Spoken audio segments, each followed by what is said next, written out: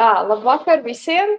Prieks redzēt tos, kas ir klātienē, prieks redzēt tos, kas varbūt mūs skatīsies, varbūt ne tiešraidē, bet ierakstā, varbūt arī tiešraidē. Mani sauc Ilze Šķestere, esmu projekta pētniece un gribu jūs iepazīstināt ar to, ko mēs šovakar klausīsimies. Mūsu temats ir garša, patvērums, mierinājums un pārbaudījums, jeb gastropoētika, trimdas, pēctrimdas un jaundiasporas tekstos. Un jau pirms pasākuma bija jautājums, kas tad ir jauna diaspora. Man liekas, ka mums būs diskusija neliela pēc prezentācijām par terminoloģiju nedaudz, jā, ko tad mēs esam, kurus autors pie kā mēs esam pieskaitījuši. Jā, tad mūsu projekts ir Latviešu diasporas identitātes transformācijas, teksts, valoda un digitālā vide. Un šodien mēs prezentēsim vairāk tādā gastropoētikas rakursā, kas varbūt nebija visa mūsu projekta tāds centrālais pētījuma objekts, bet pietiekam mūsu pētāmajos tekstos parādījās. Jā, un uzreiz jāpiezīmē, ka mūsu pētītie autori, mūsu pētītie teksti lielākoties ir angliski. Daudziem no šiem būs tulkojums piedāvāts, bet citur dažos no varbūt slaidiem būs arī tas angliskais paralēli latviskajam. Vai viens vai otrs variants piedāvāts. Jā, tad mēs rādīsim, kā tad šie diasporas autori dažādos, jā, te mums ir tāds jau nosaukti varbūt visi, ko mēs šodien apskatīsim, varbūt ir kādi, kas jums ir pazīstami, gan jau, ka ir kāds vismaz Vilis Lacītis, jā, noteikti. Mēs pazīstam jau viņus diezgan labi, iziesim cauri un pastīsimies, jā, kurš un kā attēlo ēdienu savos tekstos, kas ir tas, kādu akcentu viņi uzliek, vai tas ir vairāk saistīts ar viņu atmiņām, vai viņi ir atgriezušies atpakaļ Latvijā un stāsta kaut ko, vai dažādos citos rakursos, un kādi ir tie ēdieni, varbūt, kas tiek visvairāk akcentēti. Tas, man liekas, arī būs ļoti interesanti. Tātad, jā, iesim pa autoriem, un mums mainīsies runātāji. Ja? Tad es domāju, ka mēs varam iesākt ar pirmo runātāju, Danielu Kevinu Berkanu, ja, kas pastāstīs par pirmo autoru. Labdien! Šodien es pastāstīšu par Gunaru Janovski. Patiecībā par viņu vislabāk varētu pastāstīt šī grāmata, kas ir, manuprāt, šobrīd aktuālākais un nozīmīgākais pētījums, un domājams, ka vienīgais tik ļoti lielais pētījums par viņu, kas ir Inguns Daugtas Silsproģis monogrāfija Balsis pār jūru. Ja mēs skatāmies uz šo autoru, interesanti ir tas, ka pirmie viņa romāni iznāk jau laikā, kad viņam jau ir laikā, kad viņam jau ir pāri 40. Un faktiski viņa tekstos ļoti spilgti parādās pārdzīvojumi Otrā pasaules kara laikā un arī pēcāk trimdā, kas ir, domājams, arī viens no iemesliem, kādēļ Janovskis raksta. Šodien es pastāstīšu nedaudz vairāk par viņa romānu Pēc pastardienas, kas tātad sākotnēji sāk iznākt Londonas avīzē 1966. gadā un 47 turpinājumos iznāk līdz nākamā gada septembrim. Un pēcāk arī tātad tas tiek izdots grāmatā šajā tas ir trimdas izdevums. Kas ir interesanti, Janovska trešā sieva 2017. gadā šo darbu tulko arī angļu valodā, un šodien palūkosimies arī uz to, kā teksti parādās šajā izdevumā. Un līdzīgi kā citi, es stāstīšu par gastropoētiskajiem motīviem. Šodien skolā, es esmu skolotājs, un šodien skolā es runāju ar vienu meiteni no 10. klases. Es teicu, ka man diemžēl nebūs konsultācijas, jo man būs jārunā par kādu tekstu. Un viņa bija ļoti interesēta, un viņa jautāja, kas tad tas būs, ko es tur runāšu. Un tad es viņai pastāstīju, ka es stāstīšu par Janovska romānu Pēc pastardienas, un es viņai nedaudz arī pastāstīju, par ko ir tas romāns. Un tad es teicu, ka es runāšu par gastropoētiskajiem elementiem, un tad viņi jautāja, kas ir gastropoētika, un es viņai pastāstīju nedaudz vairāk par to, un tad viņi uzdeva, manuprāt, diezgan loģisku jautājumu, kāda tad kara laikā var būt gastropoētika, jo bija taču bats. Un, ja mēs, protams, terminiem ir sava nozīme, un mēs tos lietojam pēc nozīmes, nevis pēc patikas, bet domājams, ka vārds gastropoētika šī teksta gadījumā dien ir ļoti grazns. Bet pievērsīsimies varbūt konkrētiem piemēriem. Mans pirmais aicinājums ir arī palūkoties uz grāmatu vāciņiem, ko var redzēt. Un interesanti, kas tad ir attēlots uz tiem. Ja pirmajā mēs redzam tādu kā etīdi ar romānu galveno varoni Kārli, kur īsto vārdu faktiski mēs visu romānu gaitā tā arī neuzzinām, un Ievu, kas guļ viņa klēpī, tāds juteklisks mirklis, tad šim te angļu izdevumam mēs faktiski redzam brīdi, par ko es arī pastāstīšu tūlīt nedaudz vairāk, proti, kur zirgi velk ratos cūkas un arī, protams, virsniekus, un karavīri iet kājām. Un šis brīdis ir jau lasāms romāna sākumā, un tas faktiski ir jautājums par cilvēka vērtību, jo galvenais varonis savās prātā spriež par to, ka šajos ratos tiek vilktas cūkas, nevis karavīru somas, kas taču būtu daudz labāk, jo viņi knapi vispār spēja kustēties.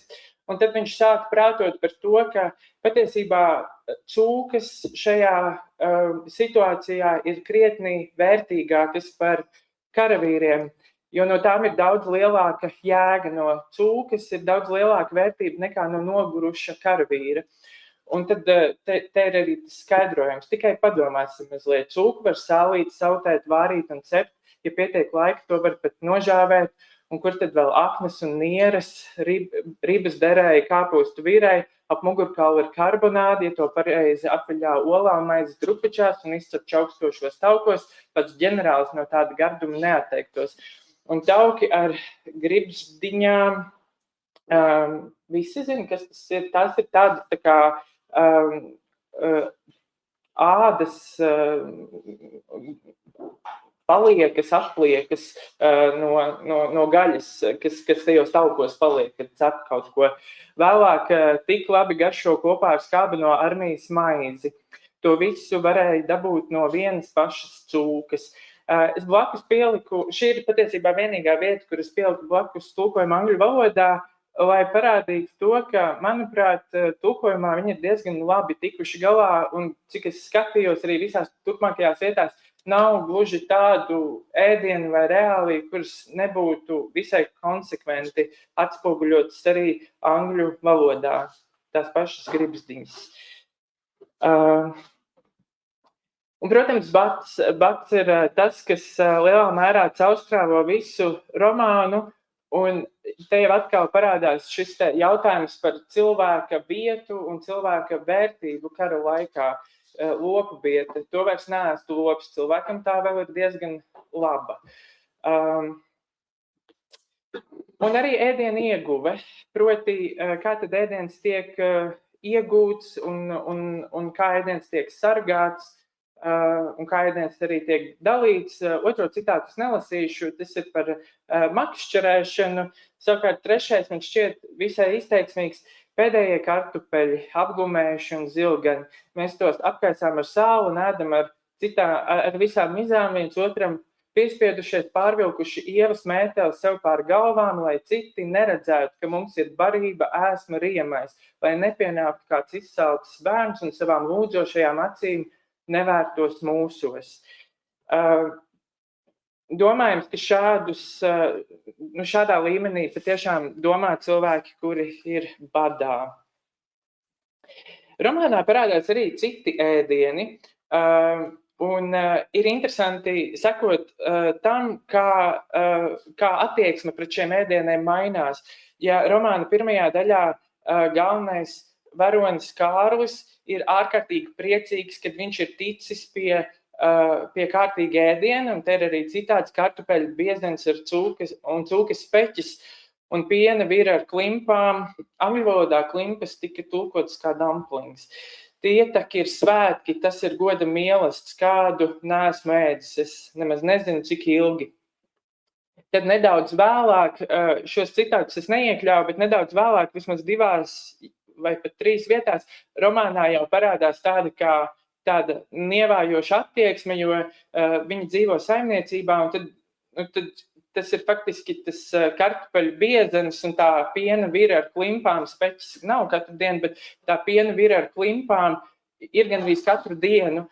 Un, ja sākumā viņš par šo ēdienu ir ārkārtīgi priecīgs, jo viņš ir ārkārtīgi lielā badā, tad pēcāk faktiski viņi jau tā nievājoši runā, kas tad būs šodien vakariņās, vai atkal būs šis kartupeļu biezens un piena vira ar klimpām, un tas pats brokastīs pusdienās vakariņās, var sakot, visās ēdienreizēs viens un tas pats. Un tad jau vēlāk romānā parādās arī pāris citēdieni, un parādās tieši zivis un paniņas. Liekas gluži neticami, ka pasaulē var būt kas tik garšīgas lietas kā zuši un paniņas. Un arī tad pēcāk šeit citātā ir redzams, ka saimniece ir sakulusi sviestu, un tad ir arī liela krūze ar paniņām, ar ko tad Kārlis mielojas. Mūsu caurvīja motīvs visiem runātājiem šodien būs maize. Un arī šajā romānā ir ļoti izteiksmīgas vietas, kur ir pieminēta maize un tā ēšana. Viens no tiem ir, ko es jau lasīju sākumā, par armijas maizi, kas ir skāba. Šis ir brīdis, kad pirmajā citātā, kad galvenais varonis Kārlis stāv rindā pie maiznieka, un maiznieks viņam negrib to maizi dot. Viņš saka, ka bēgļiem maizi nepienāks. Tad viņam paliek viņas žēl. Es atvainojos, tas citāts būs nedaudz vēlāk, bet šeit jau ir tā vieta, kur viņi ēd kopā ar Ievu šo maizi. Un te mēs faktiski varam redzēt, sataiz mugursomu, izņem klaipu un nogriež 2 šķēles, un tad mēs sēžam un ēdam, es nogriežu vēl, un mēs apēdam arī tās. Jā, viņi plūst izbeši, tad klaips ir pusē. Vajadzēs kaut ko atstāt rītdienai, es kā šaubīdamies saku, vēl 1 šķēle atskan tumsā. Tā ir Ievas balss. Un var manīt, ka viņai ir savu vārdu kauns. Tātad viņai ir kauns par to, ka viņi grib ēst, jo, protams, viņi ir badā. Un, lai jūs saprast, viņi šajā brīdī ir faktiski tikko iepazinušies. Un viņš viņu satiek brīdī, kad viņi ir pilnīgā badā. Tad tā viņu viena no tāda saruna notiek brīdī, kad viņi dalās ar maizi. Un arī otrs citāts, kur mēs redzam arī, ka maize tiek cepta. Bet, manuprāt, viens no tādiem izteiksmīgākajiem un, domājams, emocionālākajiem brīžiem šajā romānā ir brīdis, kad galvenais varonis, šis ir tas brīdis, par ko es iepriekš sāku stāstīt, kad viņš tātad iegūst maizi, jo viņš ir bijis vairākas dienas badā, un tur jau iepriekš viņš savā prātā spriež par to, ka cik ilgi viens cilvēks var ēst žāvētas plūmes. Un tad kādā brīdī arī šīs žāvētās plūmes beidzas, un tad viņš runā par to, ka viņš ir šīs plūmes kauliņu jau nosūkājis, cik vien tas ir iespējams, un faktiski ir ārkārtīgi milzīgs bats, un tad ir šis brīdis, kur viņš stāv pie maiznieka rindā, pēdējais, vairs jau necerēdams, ka viņš iegūst to maizi, bet tam maizniekam paliek viņu žēl, un tad ir šis citāts, es balīgi pavaros uz augšu, tad maiznieks kā niknumā izgrūž sev uz zobiem, dod savu mugursomu. Es esmu atkal uz ielas, mans acis miglo, es neredzu ejamā ceļa, priekšā ir izdedzis nams, melniem apkūpušiem logu caurumiem, nezālēm pieaudzis pagāms, es ieslienos tumšā nostūrī, bailīgi pavaros apkārt, neviena nav. Tikai nomelnējuši mūri un drupas. Tad es atēju mugursomu. Tur ir 2 klaipi maizes, 2 klaipi maizes. Es izņemu vienu, tas vēl ir silts un smaržo tik saldi, ka man apreikst prāti. Es nokrītu ceļos un abām rokām spiežu klaipu sev pie krūtīm, pie vaiga, pie pieres, pie lūpām. Es to glaudu un pajāju, un manas krūtis plēš alsas. aiz pāri plūstošas laimes un pateicības. Es domāju, ka šis citāts ir ļoti spēcīgs, un mēs šodien esam pie tādiem ļoti bagātīgi klātiem galdiem, tāpēc varbūt mums grūti saprast šo lielo prieku, bet es domāju, ka tas ir visai zīmīgs. Tā ļoti īsumā par gastropoetiskajiem motīviem šajā romānā, tas no manis viss. Paldies!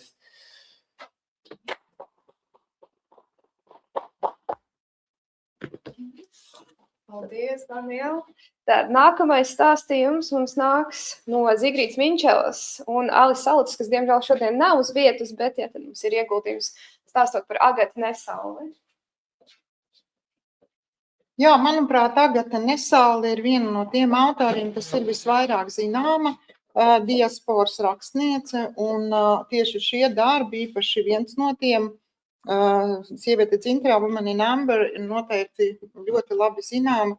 Šim slaidam ir ļoti liela nozīme ar to, ka abi darbi ir saistīti arī ar tādiem biogrāfiskiem faktiem, tādēļ tā informācija, kas te ir izcelta, dzimusi Latvijā, un tad pārējais viss ceļš, bēgļu nometne, pēc tam dzīve ASV, un kas ļoti tā kā sasaista tieši ar to anglisko vidi arī, un darbu rakstīšana angļu valodā, kam ir arī būtiska literāra vērtība, ir tas, ka viņa profesori Viskansinas universitātē un tieši specializējusies modernās literatūras un sieviešu ziņu fakultātē skatām tēmu lokā. Un mani tie izcēlumi vai epizodes, kas saistītas ar gastropoētiku, ir rodami darbā Woman in Amber and Lost Medsummers. Un, lai gan mums bija doma, ka maize ir tā centrālā tēma mums visiem, tad es gribētu teikt, ka romānā Woman in Amber ar burtiski pāris epizodēm tā pamatā ir, maize ir pamatā centrālā tēma. Un pirms es sāku par to sīkāk, par tām epizodēm sīkāk runāt, es gribētu teikt, ka tā maizes tēma tieši šajā darbā ir ļoti cieši saistīta ar identitāti. Un tad man kaut kā gribētos pieminēt vēl vienu tādu interesantu faktu, ka es reizēm skatoties televizoru iekļūst kādā interesantā raidījumā un skatos, ko varbūt nevienmēr regulāri. Un ir tāds raidījums, man ir Kulta ēdieni, kuru arī mūsu labi zināmais pavārs un garšu pazinējs Mārtiņš Sirmais parasti vada un stāsta par dažādiem ēdieniem pasaulē. Un viens raidījums bija tā kā nedaudz Latvijai veltīts, un tad es domāju, tas man jānoskatās līdz galam. Un tur tā pamatdoma bija tāda. Viņš teica, bet jebkuram latvietim uzprast, kāda tad ir tā latviešu virtuve? Ka tā kā visi samulst uzreiz, kaut ko tur sāk teikt, drusciņi tur maizi piemin, drusciņi rudz milts, un tad viņš tā kā to komentēja tā, ka nevar uzreiz to pateikt, jo latviešiem identitāte primāri nesaistās ar ēdienu. Man tā frāze ļoti palika prātā tieši mūsu arī projekta sakarā, un patiesībā par to varētu ļoti daudz domāt, un kaut kādā ziņā varbūt, ka tieši Agata Nesaule ir tā, kas viņam teiktu kaut ko nedaudz citu, tieši ar saviem darbiem. Tātad vispirms daži fragmenti, visi gan būs angliski, bet es esmu izcēlus tieši to pašu būtiskāko, daži fragmenti no Woman in Amber. Un šeit uzreiz ir tas interesantā vārdu spēle, vārds maize, tieši tā kā tas ir rakstīts, un tieši tā mēs arī izlasam, ir kreisajā pusē, mēs redzam savu mīļo rudzu maizi, un te pašā laikā tieši tādā pašā rakstītā veidā, bet izrunāts kā maize, ir kukurūza angļu valodā. Un šeit arī tas pirmā arī epizode, un arī pirmais tas solis ārpus Latvijas bēgļu nometnē, un ļoti interesanti arī, ka autore visos gadījumos ir izmantojusi tādu pretstatījumu, kontrastu.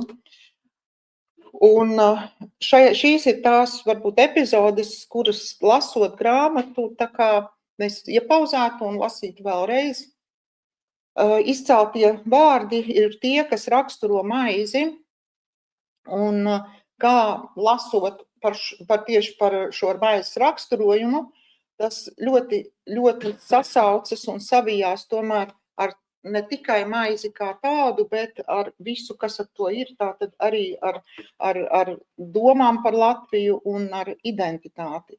Tātad kukurūza maize, kas ir maize vienādi rakstīts, ja, tad tāda bāla, tāda sausa, saucama par maizi, ja, ļoti sveša un pilnīgi tā kā varbūt pat nesaistās ar maizi. Un tieši pretēji mēs redzam kontrastu, ja, kad mūsu saldi skābā, patīkamā rudzu maize. Ja, tā kā tas kontrasts. Otra epizode, vairākas epizodes, bet es izcēlu 2 pārsvarā, ir Amerikā, jau kad viņa jau dzīvo Amerikā, un arī tieši caur maizi tā sasaista ar Latviju kaut ko tādas jūtama. Un lūk, šeit ir, pirmais piemērs vēl ir bēgļu nometnē. Bēgļu nometnē, kur ir ne tikai maize, bet arī tas, ko vēl te klāt dod, tēja, cukurs, piens, ko mēs neiedomātos, kā Latvijā mēs runājam pienu. Latvijā mēs iedomājamies tad māla krūze ar pienu. Nu, šeit tāda buņķis piens. Un baltmaize, ja, mīksta baltmaize. Un, protams, margarīns, kas arī jau uzreiz ir kaut kāda tāda pavisam cita sasaiste salīdzinājumā ar sviestu. Un savukārt arī kontrasts, un šeit arī pēc lappusēm var redzēt, ka autori to likusi precīzi uzreiz kā kontrastu. Ja. Smagnēja, pamatīga, teikšu tāda stingra, ja, tumša, ja, maize. Un pēc tam jau arī savukārt Amerikā šīs epizodes nāk no tiem aprakstiem, kad notiek viesības, un kā tiek arī sagādāts viss šīm viesībām. Un šeit mēs tad redzam uzreiz arī salīdzinājumu, ka, te pat ir minēts, kā tā maize tiek gatavota, ja, ka vispirms tā tiek briedināta, un pēc tam jau tā nonāk, un pat vārds latviešu, ja Latvien ir klāt šeit minēts, vārdi it kā atkārtojas, ja tas pats saldi skābā un latviešu maize, kur kontrastā mēs redzam vārds sogi angliski ir ar tādu negatīvu pieskaņu, tāds slapšs, tāds nepatīkams diezgan, kur tiek kontrastēts ar mums rudzi, šeit būs kvieši, ja, tāds kviešu tāds mīkls darinājums, un, protams, arī tas, ko var nopirkt, tas Wonder Bread, ja, tas jau mums tagad arī ir veiklos, Wonder Bread ir sagriezta maize, un tā kā mēs tosterī liktu, un Wonder Bread bija tieši radās 21. gadā Amerikā, tieši Indiānas štatā, ja, un tad tālāk arī izplatījās ļoti, ļoti plaši. Tā kā es gribētu teikt, ka salīdzinām arī jūsu prezentācija šeit maize nedaudz citā noskaņā ir, un es gribētu teikt, ka šeit tiešām sasaistās ar identitāti. Un varbūt es tādu personīgo novērojumu. Mēs visi ļoti labi zinām, ka mums tad gadatirgi, daudz gadatirgi notiek Latvijā, un viens no vislabāk zināmiem gadatirgiem ir Brieduvas etnogrāfiskajā Brieduvas muzejā gadatirgus. Un es esmu ievērojusi, ka tur, protams, ir arī ēdienu sadaļas ļoti plašas un tur daudz gardumi dažādi. Un es esmu ievērojusi, ka vienmēr, kad es dodos to muzeju, un tajā ēdienu sadaļā, kas ir dažādi piedāvājumi, es vienmēr ļoti steidzos.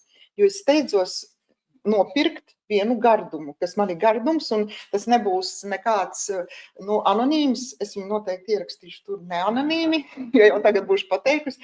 Tie ir tādi pīrādziņi, tā kā lielāki nekā parasti mūsu speķa pīrādziņi rudzu, cepti uz kļavas lapām un ar speķi. Ja momentā neatrod to stendu un nenopērk, tad viņu vienkārši nebūs. Un es domāju, ka mums tomēr ir kaut kas teikt par saviem ēdieniem, ja? Un tādu gluži nav, ka varbūt mums nav nekāda saistība ar identitāti. Otrais darbs ir ar vēl vienu dimensiju. Tur šajā darbā Lost Midsummers ir skarts ne tikai ceļš bēgļu nometnē Amerika, bet arī Latvija. Ne tikai domās atpakaļ, bet arī aprakstīt arī ciemošanās Latvijā. Šeit varbūt pat vēl skaidrāk ar šiem diviem ievērojami pagariem citātiem, vēl skaidrāk parādās tas, kā ēdiens ir tomēr tādā identitātes un kultūras kontekstā, jo šīs epizodes raksturo Jāņus. Un Jāņi, protams, ir tas, kas ir viens no pirmajiem, ko mēs minētu kā vienu no pirmajiem ievērojumiem aspektiem, ja mēs domājam par mūsu latviešu identitāti. Un savukārt atkal ir kontrasts. Mēs atkal varam redzēt, ka autori ir izmantojis tādu pašu metodi, veidojot kontrastu. Un, lai gan ēdienu sadaļa ir īpaši izcelta, šeit varētu arī pievērst uzmanību tam, kā tiek aprakstīts arī pats svētku process un visas aktivitātes, kas ap to saistās, un kā tas būtu tomēr no tā skatpunkta, ja mēs esam tālu no Latvijas un konkrēti Amerikā, un šeit savukārt Latvijā. Bet tā kā mūsu tēma ir ēdieni, tad, protams, vairāk varbūt gribētos veltīt uzmanību tieši ēdieniem. Un, protams, nebūs jau nekāds brīnums, tie ir 3 pārsvarā, jā, tātad alus, mūsu īpašais siers, ķīmeņa siers un pīrādziņi. Ja, tas ir tas, kas ir šeit minēts. Un savukārt, tad, kad lasam aprakstus par to, kā tās svinības un kā ir mēģināts ar ēdieniem tikt galā Amerikā, tad mēs redzam, ka šeit centrālais ēdiens, kas varbūt kaut kā varbūt vairāk saistās ar Latviju, ir lašmaizītes un ar dillēm, un tas kaut kā sasaista, bet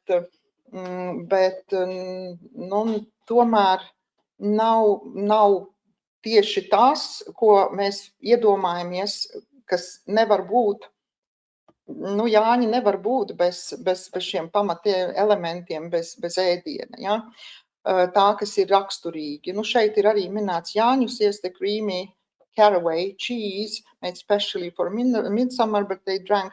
Jā, tā kā tas veids viss ir ļoti, ļoti atšķirīgs, kā ir Amerikā. Un patiesībā es esmu vairāk valodnieks nekā literāts, bet man bija ļoti interesanti šajā projektā darboties un arī no šī aspekta redzēt, cik ļoti valoda šajā gadījumā leksika, cik ļoti tomēr var pateikt un sasaistīties ar tādiem tomēr jautājumiem, kas izraisa domas par to, kā autori ir meklējuši šo te identitāti. Jau 2. darbā, Lost Midsummers, jau tas arī ļoti skaidri parādās. Tad, kad viesojās Latvijā, cik ļoti ir tās lielas ilgas, tomēr dabūt to sajūtu, ka es esmu šeit ar cilvēkiem ne tikai fiziski, bet vairāk tā garīgi, ja, jo tam atkal nesot šeit, bet tomēr to sajūtu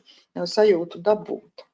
Tas ir īsumā viss, ko es gribēju pateikt par šiem 2 darbiem. Es drīkst nākošo slaidu jau likt, ja?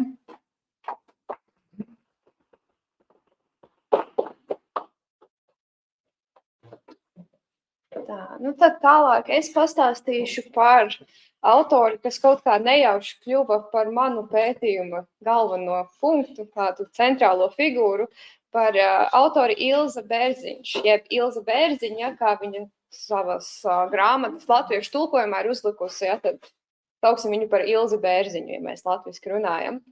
Dzimusi 1942. gadā Latvijā vēl. Bet, kā mēs jau redzam, kopā ar ģimeni 1944. gadā viņa ātri jau dodās bēgļu gaitās, tikai 2 gadu vecumā, un līdzi viņai ar mammu ir arī tikko pirms pāris nedēļām burtiski dzimis mazākais brālis. Jā, tad viņi dodās ceļojumā ar kuģi no Liepājas uz Vāciju. Tēvs pievienojas tikai vēlāk, bet arī veiksmīgi viņus atrod, kas, man liekas, arī nevienmēr šāds stāsts izvēršās. Jā. Vācijā viņa pavada laiku, 5 gadus, tātad viņai asociācijas arī kaut kādas atmiņas no bērnības, kur viņa pavadīja diezgan tādā, tur dažādās vietās viņa atradās, bet, ne tādā pašā asākajā punktā varbūt. Jā, bet viņi saprot vienā brīdī, ka tomēr šī Vācijā izdzīvot nevarēs un ka viņiem vairs nav vietas, kur tur palikt, ja tad šīs displaced person, DP, viņiem vairs nav kur palikt, un viņi ļoti vēlas doties tālāk uz citu vietu, un šajā gadījumā tā ir Montreāla, Kanāda. Jā, tad pēc vairākiem mēģinājumiem arī šis tiek atlikts vairākas reizes, viņi nonāk ar kuģi pāri Atlantijas okeānam Kanādā. Vēlāk, jā, viņi ceļo pa visurieni, pa Eiropā atgriežas atpakaļ, viņi studējas arī Parīzē, ja paskatās Ilzas Bērziņas viņas mājaslapu, tad pirmais, ko viņa piemin par savu identitāti, ir tieši tas, ka viņa ir studējusi Parīzē. Viņa jūtas kā Parīzes meitene. Tāpēc arī es gribēju to izcelt. Bet tas, kas tāds interesantākais no viņas puses, ir šis romāns Happy Girl, kur tiek stāstīts par to, kā viņa atgriežas Latvijā. 1995. gadā viņa pretojoties gandrīz vai savu vecāku ieteiktajam, saka, ka viņa grib atgriezties Latvijā, viņa grib apmeklēt visas tās vietas, kur viņas vecāki ir bijuši, kur viņa pati ir bijusi, vēl maziņa. Viņu ļoti ir ietekmējis, cik var saprast, tas, kā viņas vecāki ir runājuši par Latviju, kādas ir tās liecības, kas ir atstātas, jo viņas tēvs bija saglabājis visas fotogrāfijas, vedis līdz, bija rakstījis arī dienas grāmatu, gan pirms, gan bēgļu gaitās, gan pēc tam. Jā, un viņai bija radusies tāda vīzija par to, kā atgriešanās Latvijā varētu būt, tā sapņu zemes apmeklējums un savas identitātes atrašana kaut kādā veidā varbūt. Jā, tad šī pieredze, kā mēs redzēsim no citātiem, nebija tik spoža un laimīga, kā viņa vēlējās. Jā. Esmu dzimusi 95. gadā, bet tie, kas šeit sēž, droši vien vēl daļa zina un atcerās 95. gadu. Jā, es viņu neatceros. Jā, bet pēc visiem stāstiem, ko esmu dzirdējusi, un arī savu priekšstatu, ja mums tie 90. gadi visu laiku velkās līdzi, es sajūtu, to brīdi, un lasot arī viņas šo te aprakstu par to atgriešanos, es sajūtu tās sāpes, kas bija, kad tas, ko tu gribi redzēt tajā Rīgā, tajā Latvijā vai viņas dzimtajās mājās Bēķos, kas ir pie Talsiem, salūza šī ilūzija viņai. Un te var redzēt Happy Girl romāna 3 versijas. Tātad pirmā iznāk angļu valodā 1997. gadā, tātad ļoti ātri pēc tam, ka viņa gadu ir pavadījusi Latvijā, viņa atgriežas atpakaļ un sāk rakstīt. Jā, viņai, acīm redzot, šī pieredze bija tik ļoti spēcīga, ka viņai vajadzēja to uzlikt uz papīra, un tas ir viņas pirmais romāns. Šodien es nerunāšu par viņas pārējiem romāniem, bet viņa ir sarakstījusi 16 romānus. Jā, vēl kā daļa no tiem ir krimināla žanrā. Jā, šis pirmais ir kaut kāds ļoti atšķirīgs no visiem pārējiem. Jā, tur izmeklēšana, detektīvs un arī kaut kā visu laiku ar Latviju saistās. Jā, bet šeit, tad pēc tam var redzēt, ka viņa tā kā atgriežas visu laiku pie šī stāsta, jo vēlreiz tiek izdots Happy Girl, bet Then and Now, kad viņa atgriežas un pati izskata vēlreiz cauri šo stāstu un raksta kaut kāds piezīmes klāt, arī angļu valodā. Un tad 2019. gadā iznāk latviski tulkojums, kas arī tiek vēlreiz šo te romānu izceļ citādākā gaismā nedaudz. Esmu skatījusies atsauksmes par to, ka tas tulkojums tāds interesants ir sanācis. Bija šī pamainīts kaut kādas vietas no tā, kas ir angliskajā romānā. Tā ka, interesanti, protams, būtu salīdzināt, bet šodien es tomēr paņēmu citātus no latviskās versijas. Jā, tā, lai būtu skaidrs, ko tad viņi gribēja latviešu auditorijai pasniegt par savām pieredzēm, par savu to, ko viņi redzēja. Jā, pirmais, ko varētu izcelt, mums ir pīrāgi, kā jūs redzat. Bet šis, jāskatās viss kā viens teksts, tas ir, tad romānā ir sadalīts pa gada laikiem, un šis ir tas, ar ko viņi iesāk, kad viņi sāk runāt par ziemu. Jā, mums ārpusē mēs vairs tik ļoti nesniegā pirms tam, bet tad, man liekas, ļoti tematiski arī. Viņa raksta, ziema sākās ar augstu lietu, kas tūdaļ pat pārvērtās ledū. Šajā laikā bija svarīga laba pārtika, sātīgie latviešu ēdieni, kā kāpostu zupa, cūķa, stilviņš un speķis. Jā, nu, tas ir tas, ar ko viņa iesāk. Lai gan romāna laikā, es neteiktu, viņa ēstu tādus latviskus ēdienus. Viņai ir palicis varbūt kaut kas tāds, ka viņa grib to luksus, kaut kādu sajūtu, kaut ko tādu, kas, bišķi no tās Kanādas vēl palicis. Jā, tad es teiktu, tie latviešu ēdieni tikai šeit tā parādās. Jā, pirms tam viņi tur runā vairāk par dažādiem gaļu griezumiem, desām, kaut kādiem, jā, kaut ko tādu. Un tad viņi turpina tālāk rakstot, visīstākais latviešu ēdiens ir pīrāgi.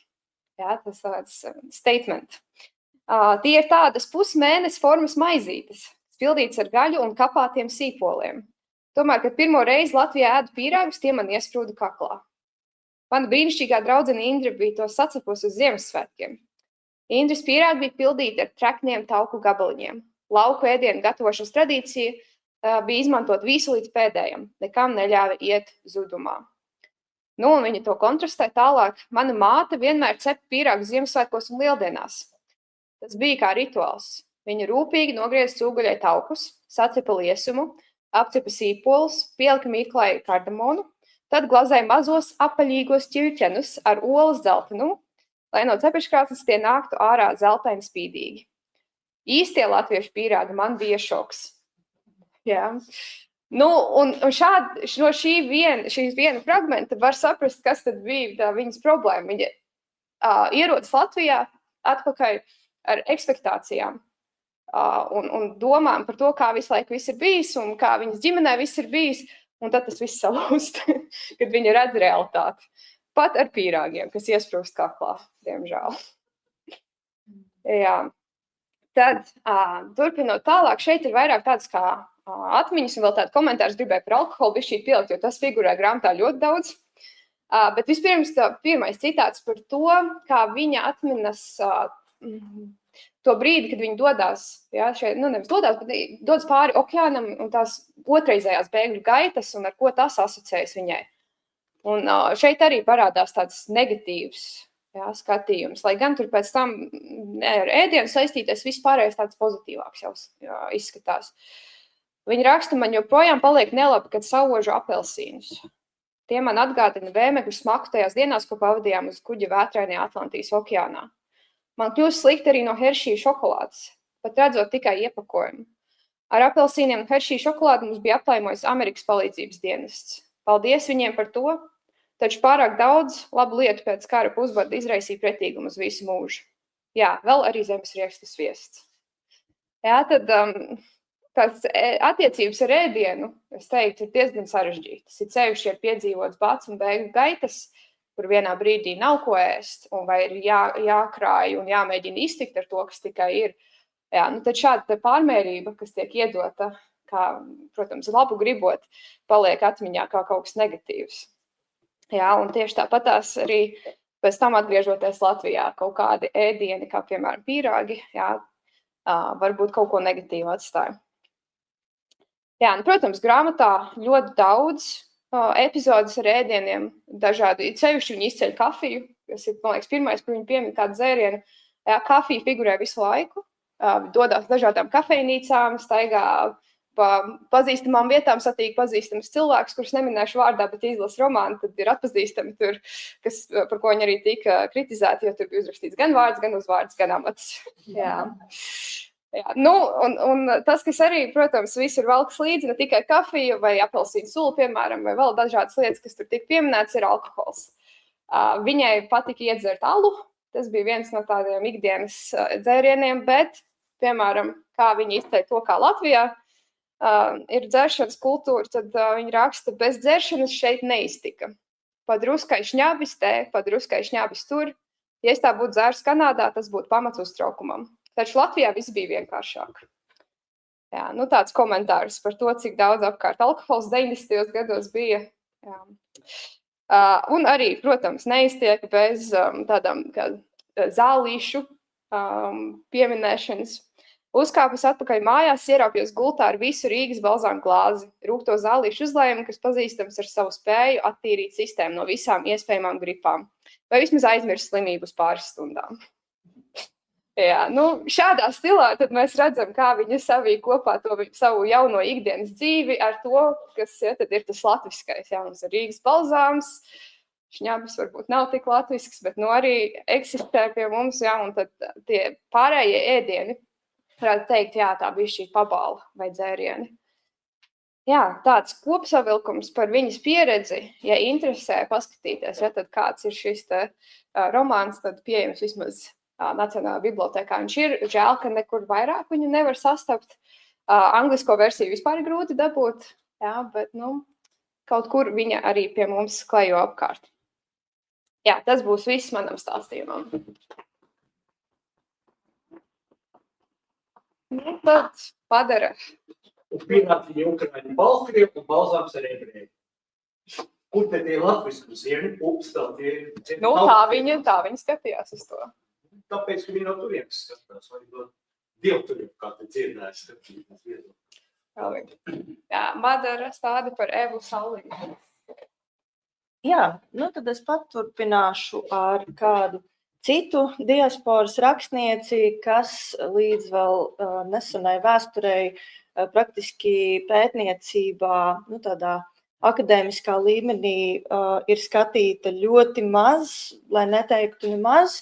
Un šis mūsu projekta gaitā bija tāds priecīgs un, varētu teikt, arī daļai nejaušs atradums. Tā ir amerikāņu latviešu rakstniece Eva Saulītis. Un uzreiz jāsaka, ka iespējams tādā akadēmisko pētījumu kontekstā viņa ir bijusi grūtāk atrodama un mazāk skatīta vairāk iemeslu dēļ. Pirmkārt, iespējams kaut kādu lomu nospēlē tas, ka viņa ir otrās paaudzes diasporas rakstniece. Viņa jau ir dzimusi ASV Ņujorkā 1963. gadā. Un otrs iemesls iespējams ir tāds, ka viņa raksta tikai angļu valodā, viņas darbi arī līdz šim nav bijuši tulkoti latviski, bet viņas kā rakstnieces un arī personības profils ir ārkārtīgi interesants un ar ļoti plašu un bagātīgu diapazonu. Un tāpēc es pirms tādas gastropoetiskās ievirzes atļaušos pastāstīt mazliet vairāk par to, kas ir Eva Saulītis un ar ko viņa savas dzīves laikā ir nodarbojusies. Un primāri, ja pameklē arī enciklopēdiju, tiešsaistes enciklopēdiju šķirkļos, tad tā pirmā nodarbošanās viņai ir jūras bioloģija. Un patiešām Evas Saulītes dzīves gājums ir ļoti cieši saistīts ar dabas motīviem un caur dabu arī ar tādiem cilvēciski eksistenciāliem jautājumiem. Un iespējams, ka tieši viņas dzīves sākums Ņujorkā, Bronksā, kas tātad arī ir ļoti zīmīgs un būtisks rajons tādā latviešu diasporas kontekstā. Tātad šis dzīves sākums lielpilsētā un vēlāk Silverkrīkā, kas ir neliela pilsētiņa netālu no Ņujorkas, iespējams tieši tas ievirzīja Evas Saulītes tieksmi uz dabu kā tādu kontrastu, jo savas bērnības dienas viņa atcerās tādā drīzāk tumšākā kontekstā. Pēc tam arī pastāstīšu vairāk kāpēc. Un tātad iegūsi maģistra grādu jūras bioloģijā, lai gan sākotnēji Eva Saulītes sāka studijas mūzikā, obojas spēlē, bet ātri vien saprata, ka tas galīgi nav priekš viņas. Un tad vēlāk arī pēc tam, kad viņa jau bija pārcēlusies uz Homēru Aļaskā un kopā ar vīru Kreigu Matkinu pētījusi zobenvaļus un dažādas citus ar jūras faunu saistīts jautājumus, Eva Saulītes, acīm redzot, sāka just vilkmi arī uz to literāro lauku un ieguvu maģistra grādu arī radošajā rakstniecībā. Vēlāk arī pasniedz radošo rakstniecību Ankoridžas universitātē.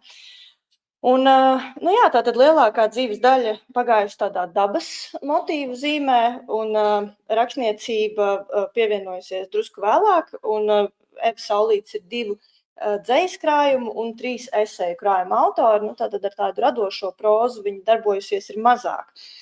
Bet 3 eseju krājumi, šie 3 krājumi noteikti ir ļoti vērtīgi, jo tajos ir ļoti daudz autobiogrāfisku motīvu, kas daudz ko atklāja par autors dzīvi, un tas ir ļoti svarīgi, tāpēc, ka, diemžēl, Eva Saulītes jau kā 10 gadus, diemžēl, jau ir devusies mūžībā, un viņai vairs, diemžēl, nevar pajautāt daudzus būtiskus ar viņas dzīvi saistītus jautājumus, bet tas ir ļoti izsmeļoši aprakstīts viņas darbos, un jā, būtiski arī pieminēt to, ka liela daļa no viņas daļradas ir saistīta arī ar onkoloģiskiem jautājumiem, jo viņa 2 reizes ir cīnījusies ar vēzi, un tad, diemžēl, sākumā 2010. gadā, un tad, diemžēl, otrais, tad, kad vēzis atgriezās, diemžēl, tad tā bija viņas pēdējā cīņa ar slimību, bet tieši šī interesantā un, manuprāt, ļoti svarīgā kombinācija, ka viņas darbos ir šie dabas motīvi, līdz ar to ēdiens un tāda gastropoētika viņas darbos bieži vien parādās tādā daudz pirmatnīgākā līmenī. Tas ir par to, kādā veidā organismu izdzīvo, kādā veidā, kas ir jādara, lai dzīve turpinātos, un ēdienam ir tāda ļoti funkcionāla nozīme šajos darbos. Tajā pašā laikā bieži vien ēdiens ir saistīts arī ar veselību. Viņa vairāk kārt ir rakstījusi arī par ekoloģijas jautājumiem, par ēdiena ražošanu, arī ekoloģiskā izpratnē piedalījusies, arī naftas noplūdes seku likvidēšanā savulaik.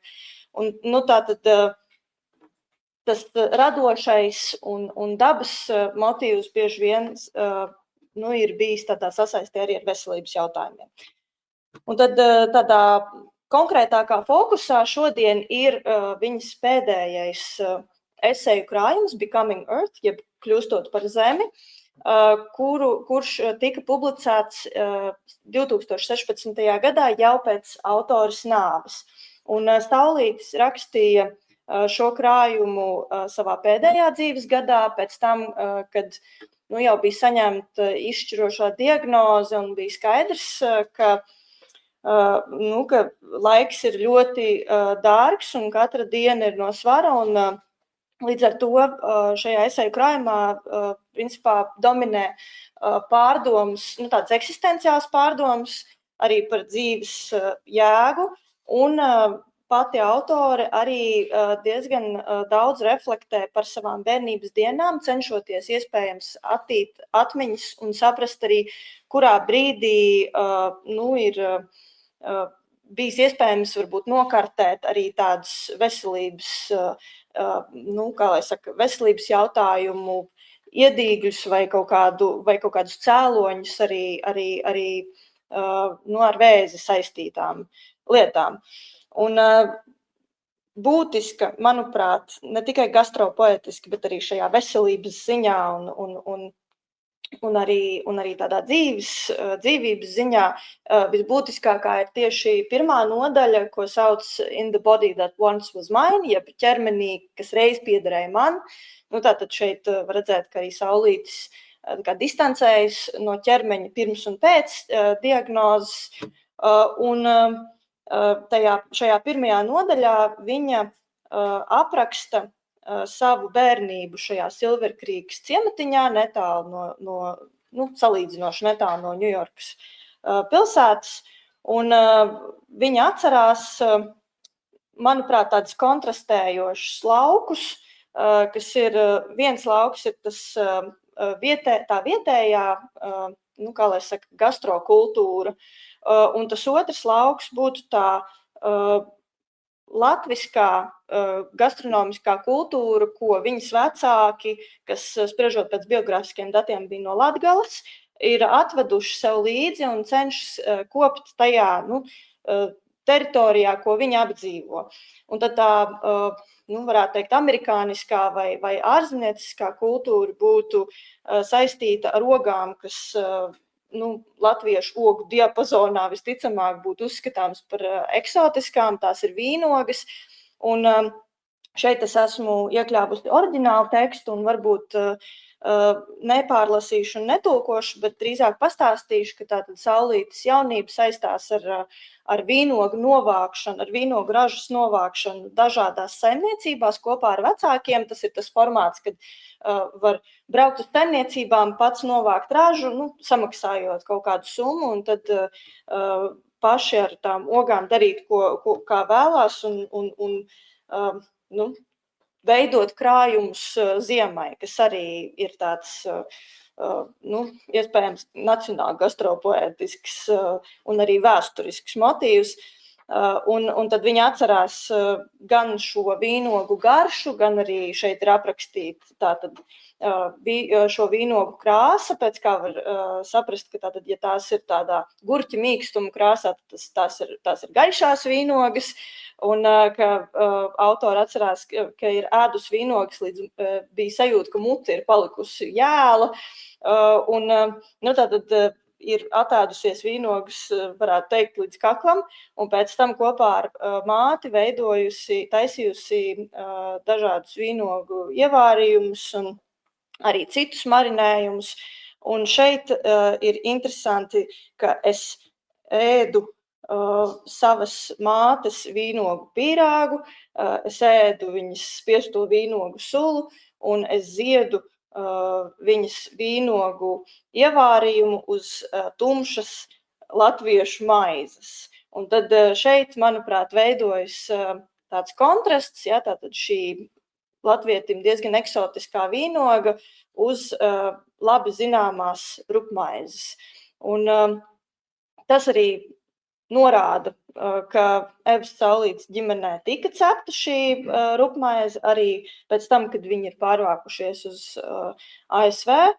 Un, manuprāt, tas, kas varbūt ir sācies kā tāds interesants kontrasts, beigās tomēr izvēršās šajā nodaļā ar tādu jau tumšāku pieskaņu, jo vēlāk Evas Saulītes jau min to, ka gan šo vīnogu audzēšanā, gan arī dārziņa iekopšanā, gan arī dažādu augļu koku apčubināšanā, ar ko viņas tēvs ļoti labprāt ir nodarbojies, ir bijis iesaistīts ļoti liels daudzums ar pesticīdiem.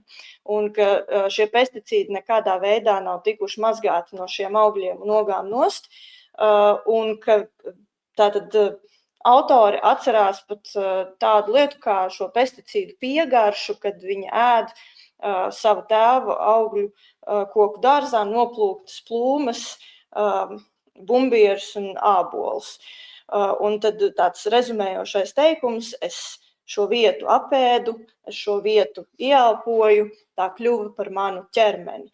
Un, manuprāt, tā latviešu rupmaize šajā gadījumā drīzāk uz to visu produktu fonu tomēr izceļas, jo vispārējie produkti, kas ir izaudzēti un tātad arī apsmidzināti ar šiem pesticīdiem, bet iespējams, ka tad arī tālākajā fragmentā, kad šī maize tiks atkal pieminēta, varbūt tas arī nostiprinās tādu šīs maizes statusu ārpus tā pārējā ēdienu loka. Un vispār pirms es turpinu ar šo fragmentu, man ir jāpiemina tas, ka Evas Saulītes próza un arī dzeja nav diezko gastropoētiska, tajā ir ārkārtīgi maz ar ēdienu saistītu fragmentu, jo viņa koncentrējas drīzāk uz dabas motīviem, bet, manuprāt, tas ir vēl būtiskāk.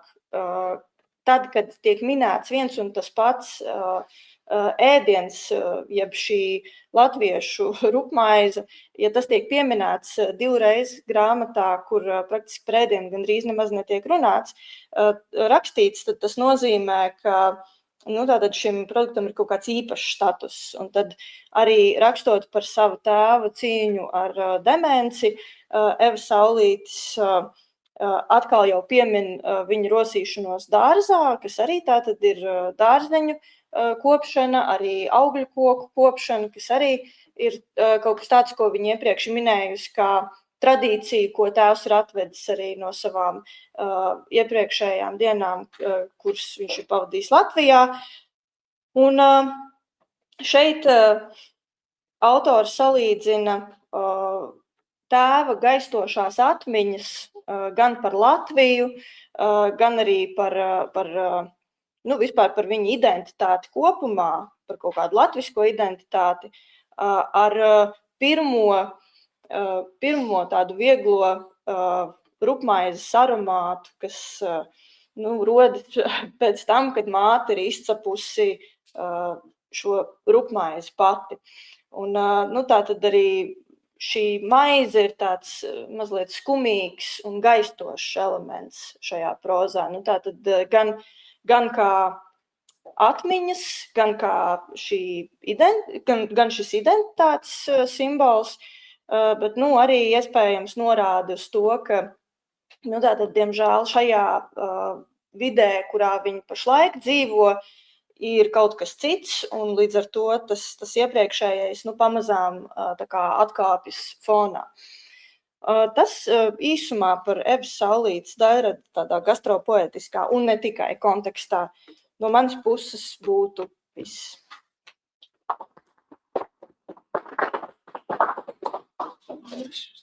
Skatībā, nāk ceturts. Mēs nobeigsim stāstījumu ar mūsu projekta vadošo pētnieku Ojāru Lāmu. Stāstīs par vairākiem autoriem, cik sapratu. Tad skatīsimies, ko mēs šeit redzēsim. Jā, es piedāvāšu divu autoru pāri, kas iezīmētu šajā mūsu arī kronoloģiskajā gājienā cauri visiem šiem diasporas tādām pakāpēm, kas ir pēc Otrā pasaules kara pastāvējuši. Tad šī te jaunā diaspora, latvieši, kas ir devušies dažādu iemeslu dēļ tā sprīdīša ceļu, bet īsti tas varbūt nav sprīdīša ceļš, jo viņi vismaz šobrīd ne, jo konkrētais autors Vils Lācīts, tātad liekas ir uz palikšanu palicis diasporā. Un otra autore, ko es piedāvāšu arī tādam zināmam arī visa kopīgā stāstījuma vainagojumam, tā būs Margita Gūtmane, kura atkal tādā pozitīvā un apliecinošā veidā nostiprina to, ko daudzi viņas paudzes cilvēki ir centušies darīt. Tad Ilze Bērziņa, kura nespēja atgriezties, Gūtmane atgriežas mazliet vēlāk un šeit paliek un gadsimta sākumā spēlē diezgan būtisku lomu Latvijas kultūras dzīvē. Bet arī interesanti, ka tā kā it kā iekļaujoties jauno laiku Latvijā, viņi arī visu laiku saglabā tomēr to savu trimdinieces sajūtu un tādu nepiederības sajūtu. Lūk, tad Vils Lācīts tad savā ziņā ir viens no aizsaucējiem arī tad literatūrai, ko mēs varētu saukt par mūsdienu jaunās diasporas literatūru, un viņa romāns Trojka ar skatu uz Londonu savulaik izraisīja diezgan tādu plašu rezonansi, jo tas gan nebija pirmais romāns par jauno diasporu, bet tas tika pasniegts par diezgan tādu skumju dzīves ceļu, tas tika pasniegts ar ironiju un humoru, un tāpēc arī bija patīkami un interesanti lasāms. Te mēs redzam arī viņa citus darbus, un svaigākais ir centieni turpināt Strojkas stāstu ar to tādu pozitīvo to sevis veidošanas ceļu no Strojkas uz Oksfordu, kur viņš arī kādu brīdi strādāja par pasniedzēju, bet tagad ir devies uz Kanādu, un jāsaka godīgi, es īsti nezinu, ko viņš Kanādā dara. Un jāsaka, arī šī Oksforda vairs neizraisīja tādu rezonanci kā savulaik Strojka. Un tātad šajā tekstā ēdienam ir diezgan būtiska nozīme, tam bieži vien ir arī, tur ir sasaukšanās ar jau sākumā izskanējušiem motīviem no bēgļu gaitām. Tur gan varbūt nav gluži bats, bet arī tur ir ēdienu trūkums, un tur ir tāda ēdienu patērēšana, līdzīgi tām bietēm, tikai tie ir tomāti un gurķi, kas tiek atrast lielveikalu miskastēs, un kurus pēc nelielas apstrādes var lietot uzturā, bet ko, protams, var darīt tikai austrumu eiropieši.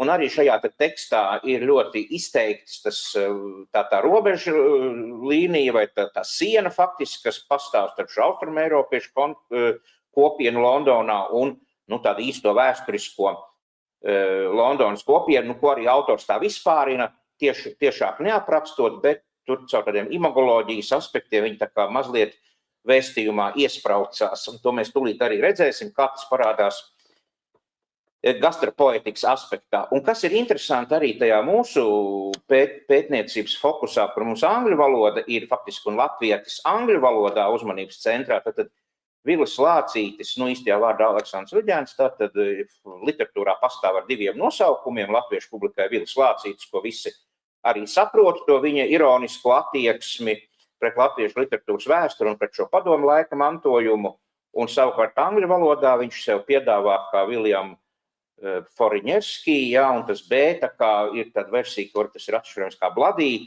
pēc tādas slenga lamāšanās aspekta, bet tas arī nav tā droši zināms. Un kas ir interesants šajās 2 valodās, ka tas nav tulkojums, tātad tas angļu teksts nav tulkojums, tas ir paša autora veidots variants, un kādā intervijā viņš arī saka, ka tur ir iekšā intriga, ka tas ir stipri citādāks tas romāns, bet, jāsaka, tā īsti neviens šai citādībai uzmanību nav pievērsis, un tā nav īsti novērtēta, bet dažus aspektiņus mēs tūlīt redzēsim. Lūk, un tātad ir pievērsīsimies tikai vienai tādai epizodei, kur ir tātad šis atgriešanās no Anglijas, īsi brīdi viesošanās Latvijā, un tad atgriešanās atpakaļ, un tad šī refleksija par to, ko nozīmē atgriezties dzimtenē. Ja? Vispār jau atgriezties dzimtenē pēc riktīgas darba ekspedīcijas ar naudu kabatā un jaunu drēbi kārt mugurā ir forši. Ir tik neizsakām patīkam sazvanīt visus vecos cīņu biedrus un uzaicināt iedzert un būt spējīgam visiem izmaksāt. Skāps krējums, rupmaize, visādi veidu bulciņas un žāvētas zivis. Ak, Dievs, Lielbritānijā bija aizmirsts, ka tādas lietas vispār eksistē. Cik jauki ieiet kādā kafejnīcā pasūtīt augsto zupu, kuras ideja angļiem liekas pilnīgi absurda. Dievs apžēlojies, kā var taisīt zupu no sarīguša piena un vēl ēst augstu. Un tad vēl rosolu, ko tev no lielas apmirdzētas letes pasniedz aprosējušā trauciņā. Un šeit ir tulkojums, bet tas nav no romāna, tas ir ņemts no viena zinātniska raksta, tad tas varētu teikt ir tehniskas dabas tulkojums. Un te gan arī ir tādas zināmas problēmas ar šo tulkojumu, ja tad to, ko es iezīmēju ar zilu, tas liktos tā kā, ar to viss būtu kārtībā, bet vai par sarūdas piens, vai tas ir piens, kas ir kļuvis slikts, jā? No vienas puses it kā jā, bet no otras puses latviešu virtuvē sarūdas piens ir rūgušu piens, un tas vienkārši cita veida produkts. Un tāpat arī rosols te ir iztulkots kā Olivier salata, bet tas arī nav gluži tas pats, tas ir pārnests tādā Krievu padomi kultūrā, un tur, protams, tās attiecības kaut kādas ir, vai tās ir tikai tipoloģiskas vai radnieciskas, tas īsti skaidrs nav, bet liekas, ka tās ir radnieciskas, un liekas, ka tomēr rosols no Baltijas varētu būt pirmavots tiem Olivier salātiem. Un vēl viena, tātad, lieta, kurai būtu jāpievērš uzmanība, tad ideja angļiem liekas pilnīgi absurda. Un papildina šo apgalvojumu vēl viena pasāža, tātad, kas ir turpinājums tam, ka Rousseau, ko tev pasniedz no tās, tad, kā tur bija apmirdzētas letes aprasošā trauciņā, un cik jauki ir iegrābties svaigā rasolā ar karoti, uzkost marinēta gurķīša kraukšķim un pie sevis pasmīnēt ar pārākumu sajūtu. Lai arī briti savukārt savulaik valdījuši pār pasauli, no Rasola viņi neko nejēdz un savā etnocentriskajā aklumā laupa paši sev to labāko. Pamēģini iebarot Rasolu anglim, visticamāk atteiksies iekšēji estētisku apsvērumu dēļ. Viņiem nepatīk, pēc kā tas izskatās. Piekrīt, arī mēs attiecībā uz Rasolu parasti lietojam banālo frāzi, šito jau kāds ir ēdis, toties garšas kvalitātes. Un šeit ir interesanta lieta tīri no teksta konstrukcijas un tādas estētiskās kvalitātes viedokļa, ka 2 reizes parādās angļu viedoklis. Ja? Tad tur ir angļu ideja liekas absurda, un te ir arī anglis. Ja? Tad. Tas neizriek nekādā veidā no romāna teksta un romāna situācijām. Romānā ir, kā es teicu, robežas starp šo austrumērošu kopienu un šo angļu kopienu. Nav īsti saprotams, kā autors ir pie šādiem secinājumiem nonācis, jo viņš arī pats nekur nevienā, tas varonis, kam ir tas tāds pats vārds kā autoram, nekur nevienā brīdī romānā negatavo ne augsto zupu, ne rosoli. Ja? Tātad šeit ir ielikti kaut kādi gatavi priekšstati, kaut kādi imagoloģiski stereotipi, kuriem netiek doti nekādi tādi drošticami pārbaudīšanas rīki. Bet mēs tūlīt arī satiksimies ar tādu situāciju, kur anglis tiešām iepazīstās ar latviešu virtuvi, un kā tur tās attiekmes veidojās, to mēs tūlīt redzēsim. Bet tas būs tātad jau saistīts. Tā, tas, principā, ko es visu izstāstīju, ja, tad tas būs saistīts ar mūsu otro autoru, kurai es vēlos pievērst jūsu uzmanību. Tad tā ir Margita Gūtmane, tad faktiski Ilzes Bērziņas laika biedrene, 1 gadu jaunāka, arī ar tikai kaut kādām varbūt sajūtām, neskaidrām atmiņām par Latviju, ar diezgan dramatisku likteni, jo viņu aizved no Jelgavas mātes māsa ar pārliecību, ar vilcienu, ar pēdējo vilcienu, protams, nezinādam, ka tas ir pēdējais vilciens, ar domu, ka māte pievienosies, bet māte paliek tātad Jelgavā, kas tiek sagrauta un izpostīta. Un tā arī Margita nekad māti nesatiek. Jā, un tad savu literātas karjeru viņa ir sākusi trimdā 70. gados, debitējusi kā dzejniece, arī studējusi literatūru un teātru zinātni, bet tās nozīmīgākie viņas darbi, vismaz pasažierā vērtējumā, varbūt, ka vēlāk tas ir var mainīties, tomēr tas, kas šobrīd ir tā stabili iegājis latviešu literatūrā, ir viņas Vēstules mātei, kas ir rakstīts 98. gadā, un tāda ļoti saudabīga žanra grāmata, kas balstās starp biogrāfiju, autobiogrāfiju un laikmetu fiksējumu. Tā ir Veronika Strēlerte manās atmiņās, dzīve ir viens vēla izgudrojums.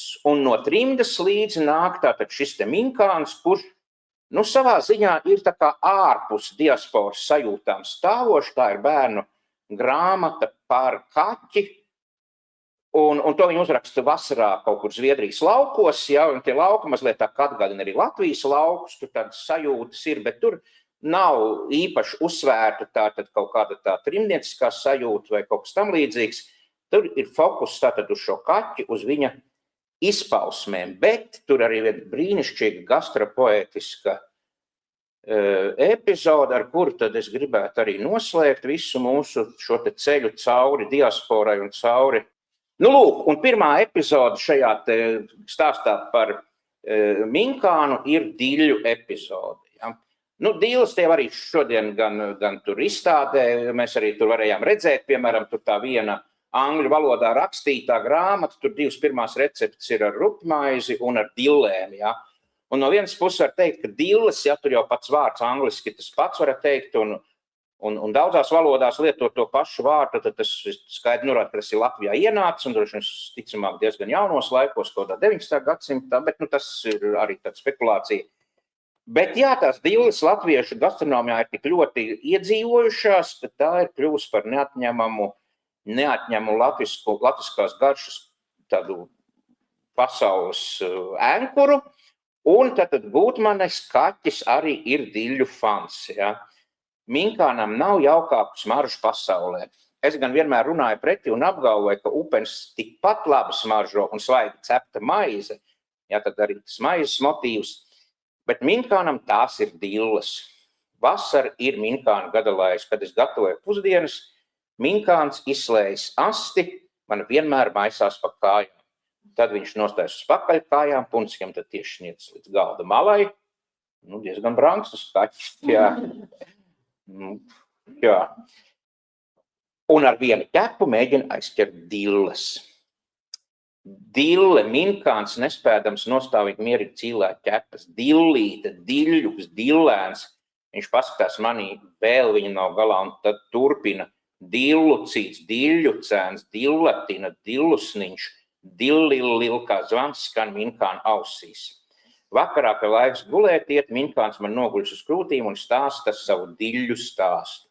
Un, kad viņš pieguļas pavisam tuvu, es savožu, ka mans runcis smaržo pēc dillēm. Nu, vai jūs pazīstat kādu citu runci, kas smaržo pēc dillēm? Un tad es pievienojos minkāna apgalvojumam, un pirms aizslaušanas mēs domājam abi. Nav skaistākas smaržas visā pasaulē. Šeit nekur nav tiešā veidā norādīts kaut kādām identitātes lietām, uz kaut kādām latviskuma lietām, jā? Bet nu, tas stāsts par dillēm, par runci un dillēm, un pat ja viņi jautā, kā tur bija tas jautājums, vai jūs pazīstat kādu citu runci, kas smaržo pēc dillēm, tad gan jau ir arī vēl citi latviju runči, kas smaržo pēc dillēm. Un uz to tad varbūt īpašo latvisko specifiku šajā tekstā, jā, es tā kā gribētu norādīt, izceļot jā, šos dažādos diminutīvus, kas šeit ir norādīti, kā kaķa runā, murāšanā, jā, kā viņa sadzird, kā viņš izpaužās. Un es vienkārši jums ierosinu kādā pavaļas brīdī, pamēģināt visus šos diminutīvus iztulkot angļu valodā, un kas jums tur sanāks. Un par dillēm varbūt arī noslēdzot, tad pievērsīsimies arī tam, ko jau iezīmēja šis te lācīšu jautājums. Kā tad angļi, varbūt to arī mazliet vispār citautieši redz to latviešu virtuvi, un šeit mums ir arī tāda jau, atkal es nospiedu. Tā, un tad mēs varam pievērsties tādam starpkultūras skatījumam un jautājumam, kurš tā kā arī mums bišķi ienāca ar Reismanis to precējusies ar rudzu maizi, bet kam mēs īstā pētnieciski nepievērsāmies. Un lūk, arī Maiks Koljers, tad tas ir anglis, kurš ir pārcēlies uz Latviju, tad kļūst par Latvijas pilsoni, jā, un arī iekļāvies Latvijas tādā rakstniecībā.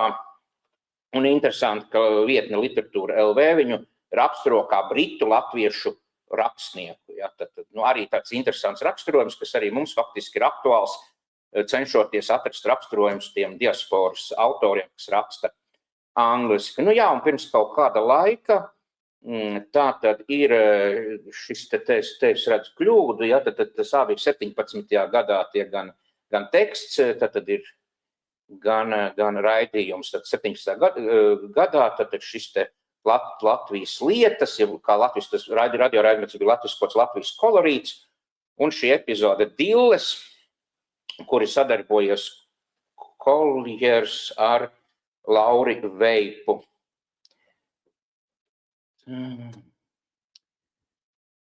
Jā.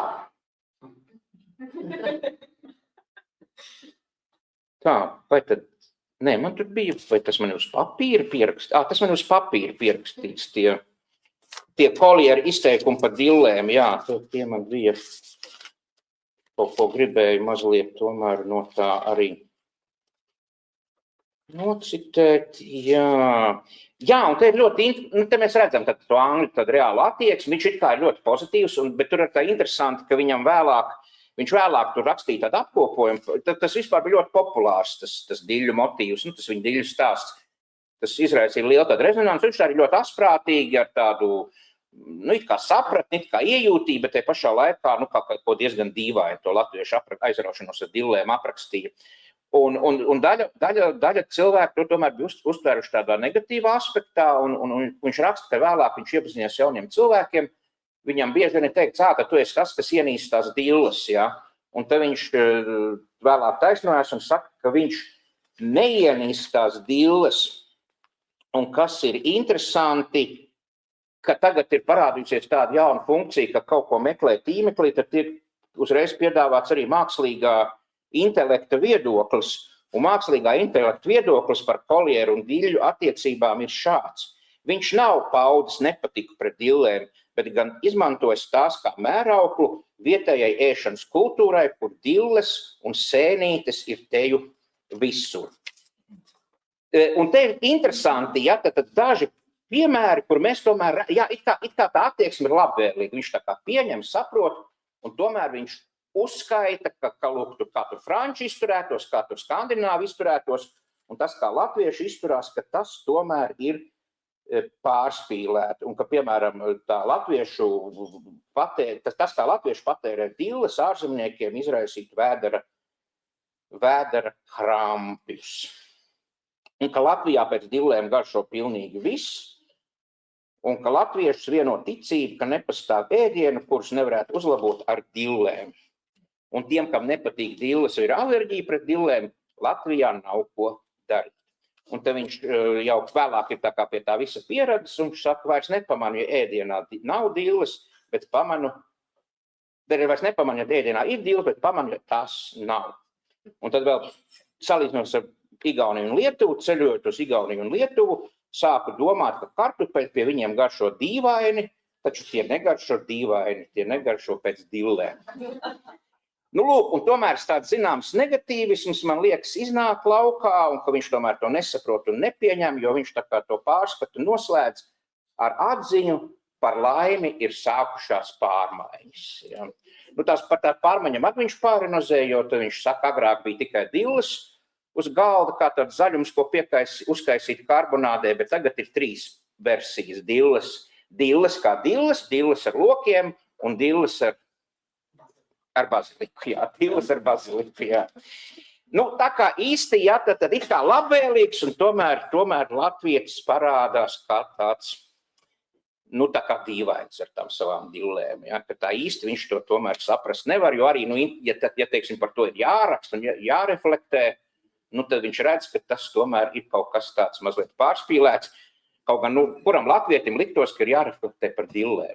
Dille ir dille, jā, nu, kas tur tāds? Nu, jā, nu, pareizi, kas tur ir reflektēt par dillēm? Nu, lūk, tā kā te mēs redzam to reālo kultūru saskarsmi, ko tas Lācīts tikai tā iztēlē, uzmodelē, jo, nu, jā, interesanti, var jau būt, ka literatūrā arī ir kaut kādi tādi reāli fiksējumi, kā ārzemnieks reaģē uz rosolu vai reaģē uz augsto zupu, bet augstā zupa tā ir arī lēšiem diezgan iecienīta, un man liekas, ka lēša augstā zupa bija pat iekļuvusi kaut kādos ēdienu topos. Ja, tā kā, nu, tas ir jautājums, varbūt nākotnē noskaidrošanai, bet tas vairāk nav literatūras un valodas jautājums, tas vairāk ir tāds socioloģisks, antropoloģisks jautājums. Nu jā, nu gan es tā kā varētu likt punktu mūsu kopīgajai prezentācijai ar šādiem 2 dīļu pušķiem. Tātad, nu, pieskati nākošo epizodi. Nākošā epizode. Es domāju, ka īsi vienkārši nobeigt par to mūsu projektu, ja tā stāstīt. Jā. Nē, nu vienkārši tā kā šis bija mūsu pēdējais tāds publiskais uznāciens, tad arī dažus noslēguma vārdus, un kad es jau biju tā kā iepazinies ar visu to mūsu kopīgo prezentāciju un ieraudzījis, ka tur ir tas caurvīja motīvs ir tā maize un maize, un šur tur parādījās arī speķis, ir tīpaši Bērziņai ļoti spilgi, bet vēl tur augstāk arī Janovskim liekas bija un varbūt vēl kaut kur. Un arī mēs redzējām tajā Bērziņas priekšstatā, kā tā dzīve ārzemēs ir deformējusi to viņas priekšstatu. Ja, jo, nu, viņi iedomājas, ka speķu pīrāgs ir tas, kas nemaz nav speķu pīrāgs. Ja. Un jā, protams, arī speķis ir kaut kas, ko latvieši ir aizgūši no vācu kultūras, bet tas ir acīm redzot arī grūtos laikos vienmēr latviešus sildījis, un tāda speķa un speķu un maizi saliekot kopā iznāk tāda speķa maize, un tagad arī ir tādas rupmaize, kur jau speķis ir iecepts iekšā, bet tad ir vēl iespēja pieminēt vienu arī tādu autori, kas raksta par diasporu, un kas faktiski arī tagad ir kļūst par diasporas autoru, tā ir Laima Kota, kādreiz zināma kā Laima Muktu Pāvela, tagad viņa laimīgi aizprecējusies uz Turciju un raksta tur latviskus tekstus un cenšas arī kaut ko tulkot no turku valodas, lai latviešu horizontu paplašinātu, bet viņas saskarsme ar diasporu sākās līdzīgi kā Vilim Lācītim šajās norobežotajās gastarbeiteru kopienās, tātad sēļu plantācijā Īrijā, par ko viņi uzrakstīja. Un tas gan bija pirmais jaunās diasporas romāns latviešu literatūrā, tātad šī šampiņonu derība. Un tur viņai tāds ļoti skaists atziņa, kas dara latvieti priecīgu, ja nav patiesa iemesla priecāties. Nu, man liekas, atbildība skaidra. Ēdiens, ja? Protams, ka ēdiens. Bet tātad arī šī te viņas atziņa par